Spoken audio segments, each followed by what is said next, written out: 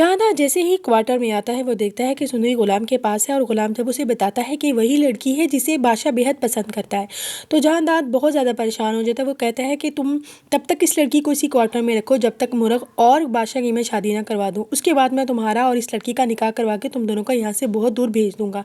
गुलाम जहानारा की बात सुन के बेहद खुश हो जाता है। दूसरी तरफ बादशाह जैसे ही रात को गुलाम को कॉल करता है तो आगे से सुंदरी उसकी कॉल रिसीव करती है।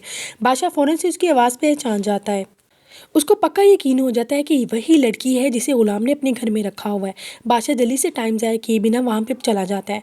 वहाँ पे जब जैसे ही जाता है तो वहाँ पे वो सुंदरी को देख लेता है। वो सुंदरी को बेहोश करता है और उसको उठा के ले आता है। तब उस वक्त गुलाम घर पे नहीं होता।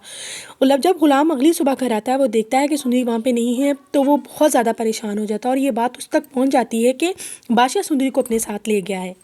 यहाँ पे बादशाह सबके सामने हवेली में ऐलान कर देता है कि मैं शादी करूँगा तो सिर्फ और सिर्फ इस लड़की से। लेकिन सुंदरी आगे से साफ इनकार कर देती है। वो कहती है कि मैं तुम्हारे साथ कभी भी शादी नहीं कर सकती। जहानारा खड़ा ये सब तमाशा देख रहा होता है। घर में इतना ज़्यादा शोर होता है कि इसी में ही खुर्शीद आ जाती है। खुर्शीद जैसे ही सुंदरी को देखती है वो बेहद परेशान हो जाती है। उसे ऐसे लगता है जैसे बरसों पहले ये चेहरा कहीं वो देख चुकी है।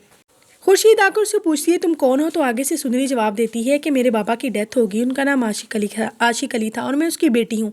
खुर्शीद देख के बेहद रोना शुरू हो जाती है। वो दोनों माँ बेटियाँ गले मिलकर रोती है। फिर वो सुंदरी खुर्शीद को कह देती है कि मुझे बादशाह के साथ शादी नहीं करनी। यहाँ पे खुर्शीद स्टैंड लेती है और साफ कहती है कि मेरी बेटी की शादी वहीं पर होगी जहाँ ये चाहती है। फिर वो किसी भी तरह से कोशिश करके यहाँ से सुंदरी को भगा देती है और गुलाम तक पैगाम पहुँचाती है कि जितनी जल्दी हो सके तुम सुंदरी को यहाँ से लेके काफ़ी दूर चले जाओ। गुलाम सुंदरी को वहाँ से भगा के ले जाता है। जैसे ही बादशाह तक ये खबर पहुँचती है तो बादशाह पागल हो जाता है। वो जल्दी से इन दोनों के पीछे भागता है ताकि इन दोनों को पकड़ सके। रास्ते में गुलाम और सुंदरी का एक्सीडेंट हो जाता है। सुंदरी थोड़ी सी सेव हो जाती है लेकिन गुलाम को बेहद चोटें लगती हैं। वहीं भी बादशाह आ जाता है। वो सुंदरी को वहाँ से लेकर चला जाता है। वो घर आके जहानारा को कहता है कि मेरा अभी इसी वक्त सुंदरी के साथ निकाह पढ़वाओ। अभी इन लोगों के निकाह की कार्रवाई जारी होने लगती है कि उसी टाइम गुलाम आ जाता है। वो आके कहता है कि नहीं बादशाह, मेरी मोहब्बत ये है। आगे से इन दोनों के में दरमियान काफ़ी ज़बरदस्त किस्म की लड़ाई होती है। वहीं पे सुंदरी बोल पड़ती है। बादशाह को साफ कहती है कि मैं तुम जैसे गुंडे मवाली लड़के के साथ कभी भी शादी नहीं कर सकती। मेरी मोहब्बत सिर्फ़ और सिर्फ गुलाम है और इसलिए बेहतर है कि तुम हम दोनों के रास्ते से हट जाओ।